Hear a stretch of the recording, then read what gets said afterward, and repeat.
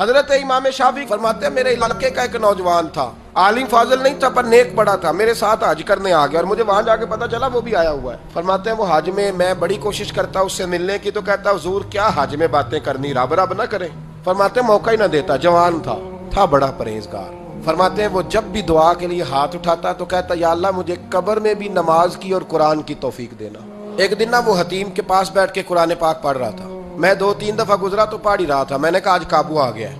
میں اس کے پیچھے بیٹھ گیا اور میرے دل میں خیال تھا کہ جتنا بھی آج پڑھے گا نا میں نے اسے 2-4 باتیں کر کے ہی جانا ہے۔ اس نے قرآن مجید سمیٹا اور میری طرف دیکھ کے کہنے لگا حضور میں بھی آپ کا انتظار کر رہا تھا۔ کہتا میں خوش ہو گیا، لیکن اس نے کمال کر دی، جیب سے چند دینار نکالے اور کہنے لگا حضور آج ظہر کی نماز کے بعد نا میرا انتقال ہو جائے گا، تو یہ نا پیسے رکھ لیں، کفن خرید کے نا تو میرا جنازہ پڑھ کے تو یہاں جنت المعلا میں دفن کر دینا۔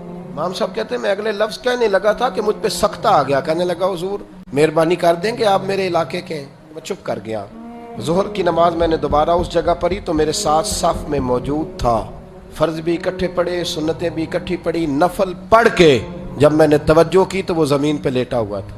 آپ فرماتے ہیں میں نے غسل دیا، کفن دیا، دفن کر دیا۔ کئی سالوں کے بعد میں دوبارہ آیا، اسی جنت المعلا میں مجھے ایک اور جنازہ پڑھنے کا موقع ملا۔ میرے دل میں ہمیشہ خیال آتا تھا کہ وہ تو کہتا تھا یا اللہ قبر میں بھی قرآن کی توفیق دینا، تو یا اللہ مجھے دکھا وہاں پڑھتا ہے کہ نہیں پڑھتا۔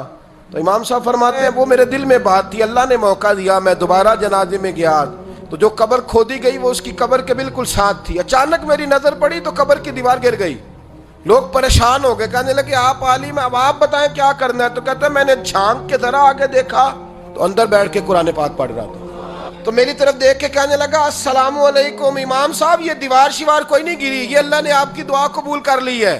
آپ کو پتہ چل گیا نا رب نے مجھے قبر میں بھی قرآن پڑھنے کی توفیق عطا فرمائی۔ بھائی قرآن پاک سے دلچسپی، شوق پیدا کریں، ذوق۔